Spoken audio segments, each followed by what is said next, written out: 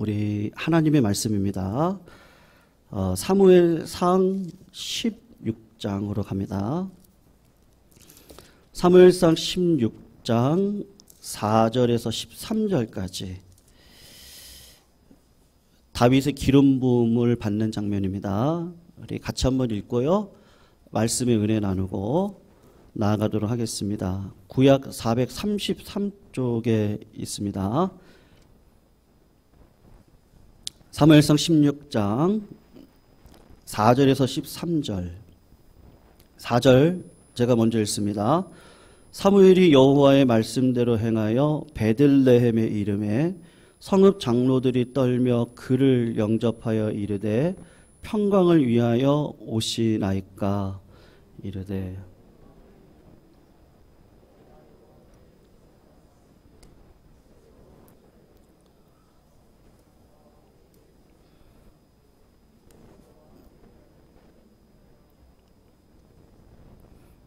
그들이 오매 사무엘이 엘리압을 보고 마음에 이르기를 여호와의 기름 부으실 자가 과연 주님 앞에 있도다 하였더니 여호와께서 사무엘에게 이르시되 그의 용모와 키를 보지 말라. 내가 이미 그를 버렸노라. 내가 보는 것은 사람과 같지 아니하니 사람은 외모를 보거니와 나 여호와는 중심을 보느니라 하시더라. 이새가 아미나답을 불러 사무엘 앞을 지나가게 하매 사무엘이 이르되 이도 여호와께서 택하지 아니하셨느니라 하니 이새와 산마로 지나가게 하매 사무엘이 이르되 이도 여호와께서 택하지 아니하셨느니라 아니라 이새가 그의 아들 7을 다 사무엘 앞으로 지나가게 하나 사무엘이 이새에게 이르되 여호와께서 이들을 택하지 아니하셨느니라 하고 또 사무엘이 이새에게 이르되 내 아들들이 다 여기 있느냐. 이새가 이르되 아직 막내가 남았는데 그는 양을 지키나이다. 사무엘이 이새에게 이르되 사람을 보내어 그를 데려오라. 그가 여기 오기까지는 우리가 식사 자리에 앉지 아니하겠노라. 이에 사람을 보내니 그를 데려오매 그의 빛이 붉고 눈이 빼어나고 얼굴이 아름답더라. 여호와께서 이르시되 이가 그니 일어나 기름을 부으라 하시는지라. 같이 읽습니다. 사무엘이 기름 뿔병을 가져다가 이날 이후로 다윗이 여호와의 영에게 크게 감동되니라. 사무엘이 떠나서 라마로 가니라. 아멘. 사무엘이 다윗에게 기름을 부을 때의 나이가 많은 학자들이 동일하게 이야기를 하시는데요. 15살 전후라고 이야기를 합니다. 그래서 오늘 본문을 보시면 하나님께서 다윗에게 기름을 부었습니다. 그리고 기름을 부은 이유를 뭐라고 말씀하시느냐 하면 하나님께서 그 중심을 보셨다라고 이유를 말씀하십니다. 그런데 성도님들, 성경을 조금 편견을 갖지 않고 읽어보시면 하나님께서요 15살 어간 중학생 정도 되는 다윗의 중심을 보셨습니다. 그러면 우리가 자연스럽게 무엇을 기대하겠습니까?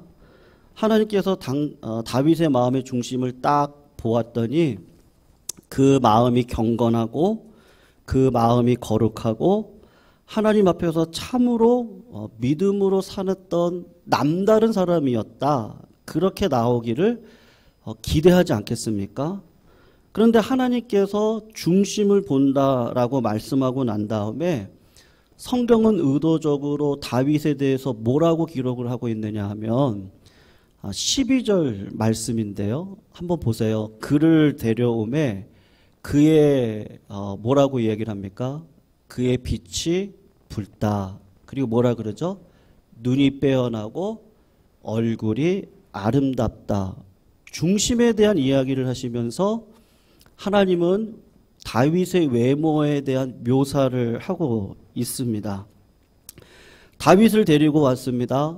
보았더니 얼굴 빛이 붉다는 것이죠. 그게 무슨 말이겠어요?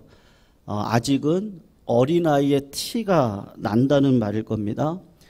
눈이 빼어나다 어린아이의 눈을 보면 이렇게 빠져들 것 같잖아요. 그러니까 눈이 아름답고 얼굴이 아름답고 아직 애띠다. 그렇게 묘사를 하고 있습니다.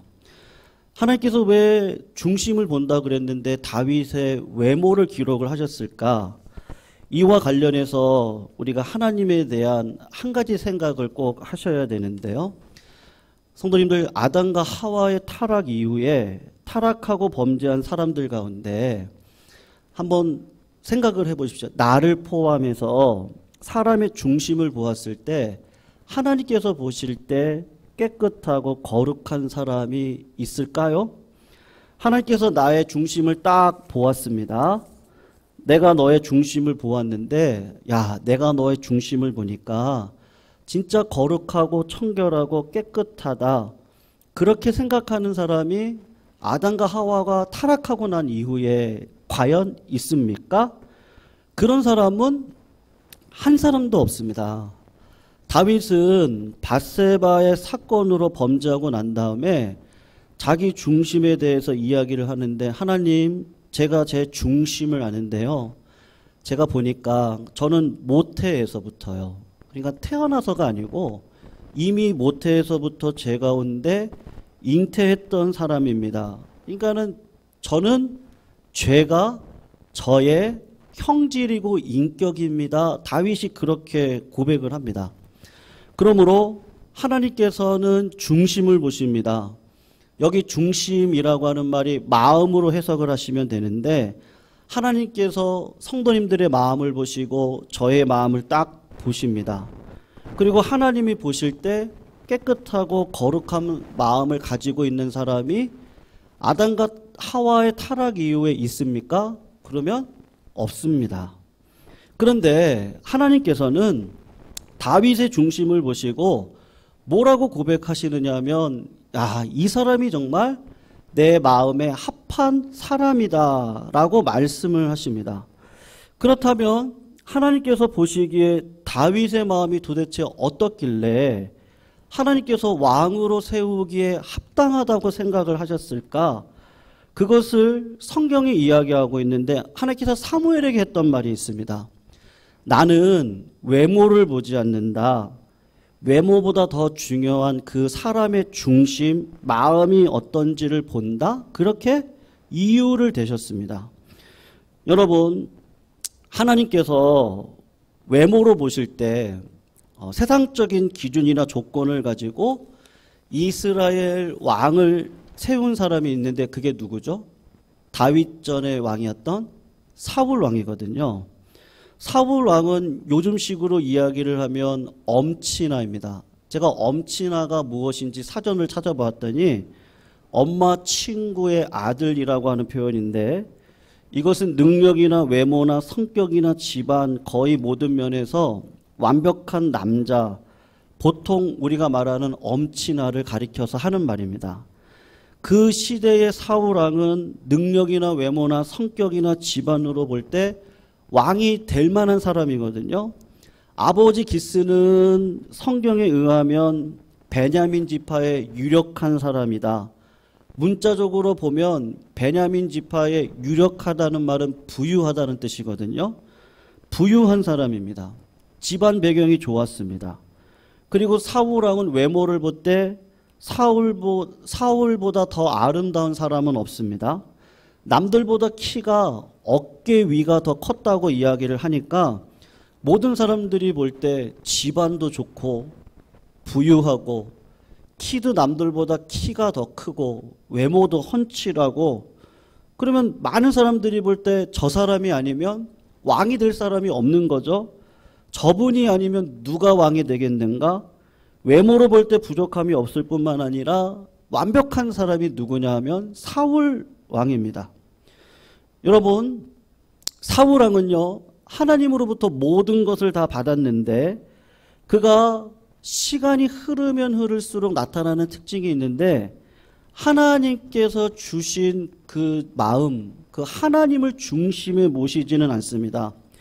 이 모든 은혜와 복, 뭐 외모도 그렇고요. 부유한 집안에 태어난 것도 그렇고 다 하나님께서 주신 은혜입니다. 그러면 그 은혜에 감사해서 내가 어떻게 살아갈까? 내가 이 교회에서, 직장에서, 내가 이 세상에서 이런 지위와 명예와 축복을 받았는데 이런 은혜를 주신 하나님 앞에 내가 어떻게 살아가야 되나? 하나님, 내 삶을 중심에 모시고 하나님의 뜻에 순종하며 살아가기를 원하는데 내가 하나님의 뜻을 알기를 원합니다. 그렇게 살아가야 되는데 점점 마음이 멀어지는 겁니다. 사울 왕은요, 하나님을 자기의 삶의 한 부분으로는 놓고 있습니다. 자기 삶에서 쫓아내지는 않아요. 하나님 앞에 예배도 드리고 헌금도 드리고 하나님 앞에 이름도 부르고 찬양도 했습니다. 자기 삶에서는 쫓아내지는 않는데 어떻게 보면 한 부분에 하나님을 모시고 살아갑니다. 그러나 하나님을 내 삶의 마음의 중심에는 모시지를 않습니다. 성도님들, 사울 마음 중심에는 뭐가 있습니까? 하나님께 받은 축복을 하나님이 주셨는데 그 하나님을 몰아내고 있습니다. 내가 이 왕권을 놓치지 않을 거다. 하나님께 순종하지만 하나님께서 왕을 삼으셨을 때 사람들로부터 칭찬과 존경을 받는 일이 있는데 이거는 내가 절대로 놓치지 않을 거다. 백성들에게 칭찬과 존경을 받는 일에 있어서 손해를 볼 것 같으면 어떻게 하는 거죠? 말씀을 타협하거나 하나님의 말씀에 순종하지 않고, 그래서 하나님이 내 안에 있다라고 하는데 항상 하나님을 이 중심에 모셔두지 않고 이 변두리로 자꾸 몰아내는 일들에 사로잡혀 있었던 자가 사울 왕입니다. 하나님께서 그런 사울 왕을 보고 20여 년 마음고생을 하셨습니다. 참다가 사무엘에게 이야기를 했는데 이새의 집으로 가라. 이새의 집으로 가면 내가 왕으로 삼기에 참으로 적합한 아들이 있으니까 그 사람에게 기름을 부어라 이야기를 했습니다. 그러니까 사무엘이 기대를 하고 이새의 집에 가서 명령을 내렸는데 아들을 다 불러오라고 한 겁니다. 오늘 본문의 내용인데요. 여러분 성경을 가만히 정직하게 보십시오. 하나님께서 보시기에 다윗이 마음에 들었습니다. 그 중심을 볼 때 하나님께서 왕으로 삼고 싶으셨습니다. 어떤 점이 하나님의 마음에 들었습니까? 외모로 볼 때, 세상적으로 볼 때 여러분 편견이 아닌데요. 다윗은 정말로 별 볼 일이 없는 사람입니다. 세상적으로 보면 그렇습니다. 지금은 많이 바뀌었는데 우리 부모님 세대 때도 제가 확신은 못하겠는데요. 지금 저희 부모님의 세대도 조금 마음이 바뀌신 것 같긴 한데 저희 어릴 적만 하더라도 남아 선호 사상이 엄청나게 컸습니다. 그래서 제가 아는 목사님이 누님이 세 분이시거든요. 그런데 간절히 기도해서 막내 아들 낳았는데 그분이 목사님이세요. 그러니까 위로 누나만 셋이 있습니다. 그러니까 부모님이 얼마나 기뻐하셨겠어요? 이 막내 아들이 장손이니까. 그런데 누나들이 그 목사님한테 아직도 이야기를 하는데 엄마가 꼭 어려운 이야기는 누구한테 하냐 하면 꼭 자기들한테 이야기를 한다는 거예요. 아파서 병원 가는 거 누나들에게 이야기하면서 아들한테는 절대로 이야기하지 말라고. 남아서서 선호 사상이 강하게 있는 겁니다. 여러분 그러면 이 당시는 얼마나 심했겠습니까? 집안의 중요한 사람은 장남인데 여러분 사무엘이 영적인 지도자고 기도를 하고 있는 사람이니까 사람을 보는 눈이 정확한 사람 아니겠습니까? 사무엘이 이새의 집에 가서 아들을 데리고 했을 때 장남 엘리압을 보았습니다. 그냥 사무엘이 볼 때도 저 사람은 왕이 될 만한 사람입니다. 사울을 물리치고 정말로 왕이 될 만한 사람인데 장남이기도 하지만 여러분 다윗은 15살이니까요. 여러분 8명의 아들이 있었거든요. 그리고 중간에 딸도 있지 않겠습니까? 그러면 막내 다윗하고 형 엘리압하고 나이 차이가 몇 년은 났겠어요? 최소한 15년은 나지 않았겠어요? 그러니까 장남 엘리압이 30대 중반은 되었을 것인데 사무엘이 보았을 때 나위로 보나 위치적인 것으로 보나 장남의 역할을 보나 이 정도면 사울왕을 대신해서 왕이 될 만하다. 그렇게 생각을 했을 거고 아버지 이새도 똑같은 생각을 했을 것인데 기름을 부어야 되니까 제사를 드려야 되니까 아들을 다 데리고 와라 이야기를 했을 때 그 말을 듣고 아버지 이새는 막내를 안 불렀습니다. 왜 안 불렀겠습니까? 아버지가 볼 때는요, 이 아들은요, 꼭 없어도 되는 아들이라고 판단을 했기 때문입니다. 다 오라고 했는데 양은 누가 봐야 되는데 양치는 일은 골치 아픈 일이고 그러니까 없어도 되는 막내 네가 가서 해라. 그렇게 생각하는 사람이 다윗입니다.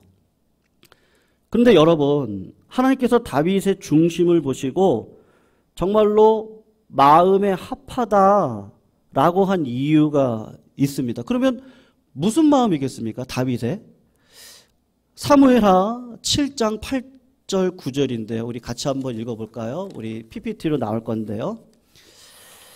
이 말씀은 다윗이 형통하고 난 다음에 하나님을 위해서 성전을 짓겠습니다 라고 했을 때 하나님께서 다윗에게 했던 이야기입니다. 7절 8절 우리 같이 한번 읽습니다. 시작. 그러므로 이제 종 다윗에게 이와 같이 말하라. 만군의 여호와께서 이와 같이 말씀하시기를 내가 너를 목장 곧 양을 따르는 데에서 데려다가 내 백성 이스라엘의 주권자로 삼고 내가 가는 모든 곳에서 내가 너와 함께 있어 내 모든 원수를 내 앞에서 멸하였은즉 땅에서 위대한 자들의 이름같이 내 이름을 위대하게 만들어 주리라. 아멘. 여러분 8절을 한번 보시겠어요? 8절을 보시면 하나님께서 다윗에게 뭐라고 이야기를 했습니까? 내가 너를 이스라엘의 왕으로 삼았을 때 네가 하고 있었던 일이 무엇이냐? 뭐라고 이야기하죠? 너는 냄새나고 더럽고 힘든 양이나 돌보고 있었던 목자. 너를 목장 곧 양을 따르는 데에서 데려다가 내가 너를 이스라엘의 왕으로 삼지 않았느냐. 그렇게 이야기를 합니다. 이 말은 외모로 볼 때 다윗은 왕으로 삼을 제목이 아니라는 말입니다. 얼굴이 붉고 애떴습니다. 그것 말고 다윗에게 직업이 좋았습니까? 형들이 인정하는 사람입니까? 아버지가 볼 때 뭔가 감추어진 보물과 같은 그런 아들이었습니까? 했을 때 그렇지가 않습니다. 하나님께서 다윗을 보았을 때 왕으로 삼기에 지도자로 쓰기에 딱 적합한 게 있었는데 그게 뭐냐 하면요. 다윗은 은혜를 아는 마음이 있어요. 무슨 말이죠? 나 같은 죄인을 하나님이 왕 같은 제사장으로 삼아주셨네. 하나님의 자녀 삼아주셨네.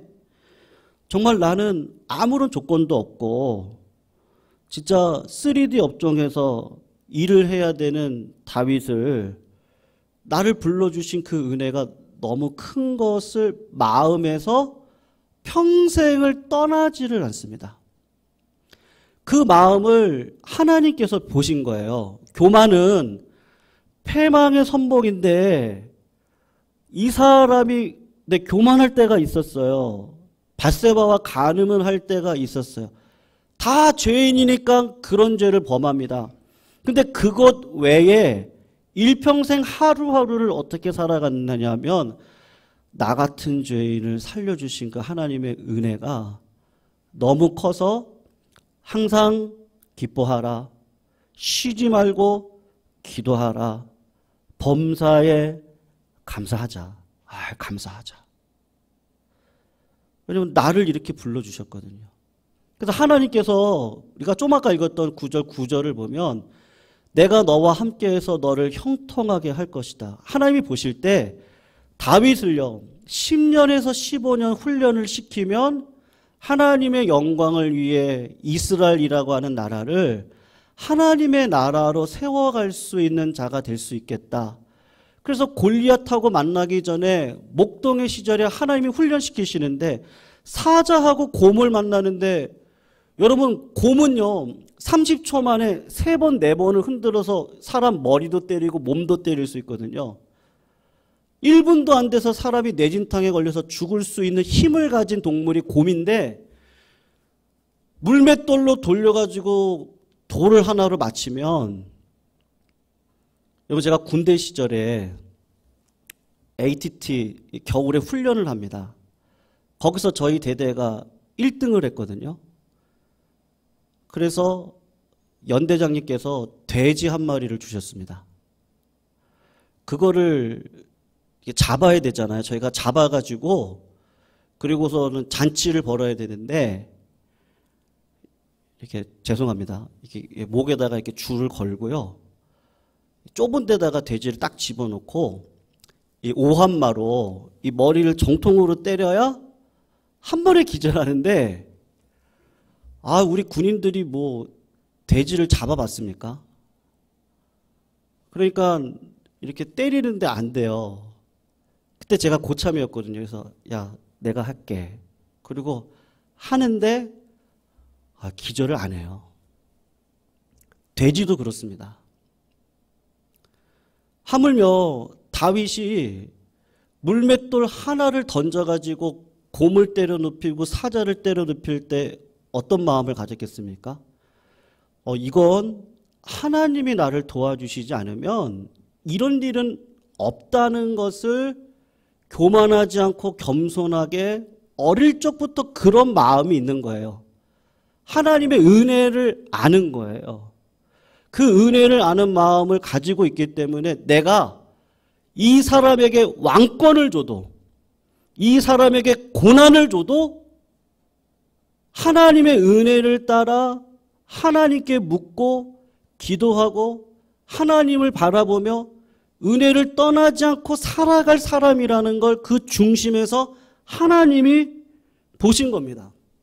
여러분, 사울은 키도 크고 싸움을 잘하는 사람입니다. 사울은 하나님께 전략을 물어보지 않아도 전쟁과 병법에 탁월한 능력을 가지고 있는 사람입니다. 다윗은 갈 때마다 물어봅니다.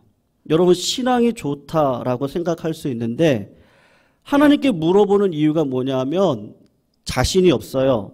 확신이 안 섭니다. 내 힘으로 안 돼요. 그러니까 하나님 앞에 나와서 묻습니다. 지혜를 구합니다. 그래서 다윗하면 사울은 천천히고 다윗은 만만이라고 할 정도로 다윗을 높여주시고 하나님께서 계속해서 은혜를 베풀어 주시는데 10년 동안 다윗이 왕이 될 때까지 15살에 기름 부음 받아서 30살에 왕이 될 때까지 하나님께서 계속해서 다윗에게 찾아오셔서 아무런 자격이 없죠. 사울 왕의 사위가 될 자격도 없어요. 우리 집안도 아버지가 나를 별로 기대를 하지 않는 아들이고 직업도 더럽고 비천했는데 하나님 앞에 내세울 거 하나도 없는데 하나님께서 잘 되게 하시는 거예요. 장사도 잘 되게 하시고 교회도 잘 되게 하시고 자식들도 잘 되게 하시고. 여러분, 사무엘은 평생을 기도했던 사람입니다. 선지자입니다. 왜 눈이 없겠어요? 사람 보는 눈이 왜 없겠어요?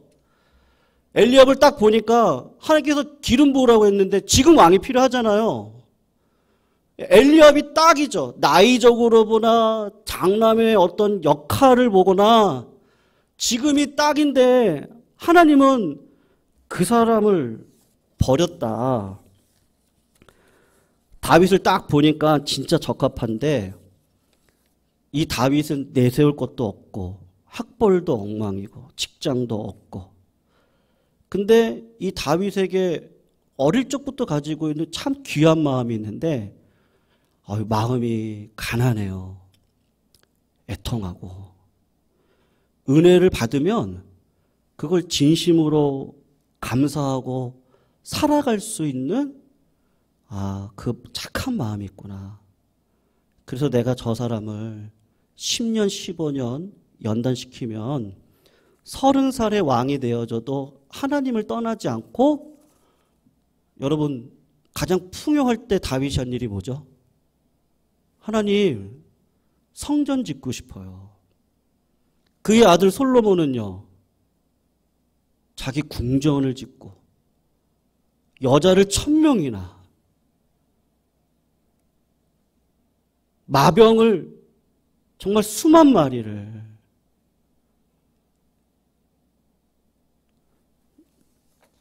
성도님들 하나님께서 우리의 중심을 보십니다. 여러분 어떤 중심을 보시겠어요? 딱 두 부류입니다. 사울 왕처럼 하나님을 자기 마음에 모시고 있어요. 안 모시는 게 아닙니다. 그런데 중심에 있는 건 아니에요. 가정이든 교회에서든 인생을 살아갈 때 우리처럼 하나님을 의식은 합니다. 근데 이렇게 중심에는 모시지를 않습니다. 근데 다윗은 어떤 곳에 있든지 어떤 상황에 있든지 하나님께서 원하시는 게 뭘까? 하나님의 뜻에 순종하기 위해서 내가 뭘 해야 되지? 항상 기도하면서 하나님의 뜻을 순종하면서 살아갑니다. 여러분, 다윗이 평생 동안 잘한 거 하나 있는데 그게 뭐죠? 다윗이 가장 잘한 게 뭐예요? 기도죠. 다윗은 기도의 사람입니다. 왜 기도했습니까? 일생을 보면요.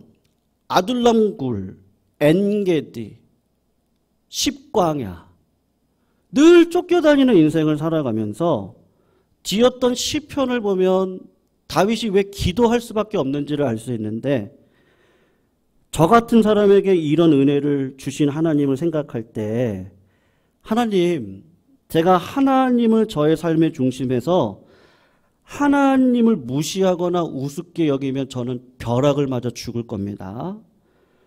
제가 하나님께 받은 은혜와 축복을 생각할 때 모든 것이 하나님의 은혜입니다. 여러분, 예수님이 부자 청년을 만났던 적이 있었습니다. 그를 사랑했습니다. 왜냐하면 하나님의 가장 큰 복이 뭐야? 내가 손이 수고한 대로 복을 누리는 거야. 기도하면 응답받아요. 열심히 하나님 앞에 봉사했더니 하나님께서 복을 주세요. 헌신하면 복을 주시는 것을 부자 청년이 경험했습니다.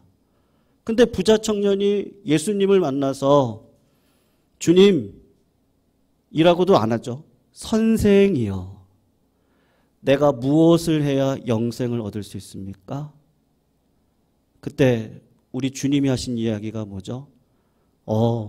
네 마음의 중심에 보니까 너는 영생의 주이신 예수님이 바로 앞에 있는데도 불구하고 선생이라고 물으면서 내가 그동안 쌓아왔던 의, 열심히 신앙생활하고 봉사해서 하나님께서 주신 그 복, 그거를 받을 만한 자라고 하는 것을 자랑하고 싶은 마음이 있구나. 그게 뭐겠어요? 돈이죠. 그래서 하나님은 그 마음 중심 가운데 돈이 있는 걸 아시고, 여러분 예수 믿으면 다 팔아가지고 교회에다가 바치라는 얘기 아니라고 말씀드렸죠. 네 마음 가운데 돈이 있구나. 그러니까 그거 다 팔고 나를 쫓아라. 왜요? 이제 몇 주가 지나지 않으면 주님은 십자가 달려 돌아가시거든요. 하나님은요, 중심을 보시는 건데 어떤 중심을 보시죠? 여러분, 사람이 실수할 수 있습니다. 완벽한 사람이 어디 있어요? 다 실수하기도 하고 뭐 자녀로서 부모한테 혼나기도 하고요. 다 그런 길을 걸어갑니다. 장성을 했는데도 애들을 키우려고 하는데요. 아유, 뭐 내 힘으로 진짜 못 키울 것 같아요. 내 지혜로는 안 될 것 같고. 근데 중심이 뭐냐 이거죠. 중심이. 진짜 성도님들 그냥 하나님께서 보시는 거 딱 그거 하나인데요. 다윗을 왜 하나님께서 쓰셨습니까? 어릴 적부터 그 마음 하나는 있는데 늘 하나님을 바라보고 하나님을 중심에 모시고 그 하나님을 떠나지 않겠고 고난이 와도 하나님 앞에 기도하고 풍요를 줘도 하나님 내가 하나님을 위해서 성전을 짓고 싶은 그 마음을 가지고 살아가고 있거든요. 제가 섬겼던 젊은 부부나요, 우리 청년들이 이제 그런 고민을 이야기를 할 때가 있습니다. 어떤 고민이냐 하면요. 이제 교회 우리 중직자분들을 이렇게 보면 이제 교회마다 뭐 여러 가지 구성원들이 있습니다만 이제 중상층이 많았던 교회였습니다. 그 교회는. 그러니까 뭐 사회적으로도 그분들, 그 장로님들, 권사님들, 집사님들 젊은 시절에 헌신하시고 그래서 하나님께서 복을 주셔서 사회적으로 위치도 있고 그 위치를 가지고 교회에서 이렇게 섬기시는데 지금 청년들 살아가기 어렵잖아요. 그러니까 내가 교회의 구성원으로 하나님 앞에 쓰임 받고 싶은데 내가 볼 때 나는 아직 직장도 없고 나는 아직 물질적으로도 조금 어렵고 그런 상황에서 내가 교회에 중직자로 쓰임을 받을 수 있을까? 그러니까 어린 청년들이 볼 때도 교회의 중직자가 되려면 저 정도는 되어져야 되는데 그래서 그런 고민을 솔직하게 이야기를 하더라고요. 여러분, 교회의 머리 대신 예수님께서 교회에 중상층만 모이기를 원하시겠습니까? 하나님께서는 어떤 사람을 교회에 초청하시죠? 그 중심이 하나님의 은혜에 감사하고 믿음으로 살아가는 자죠.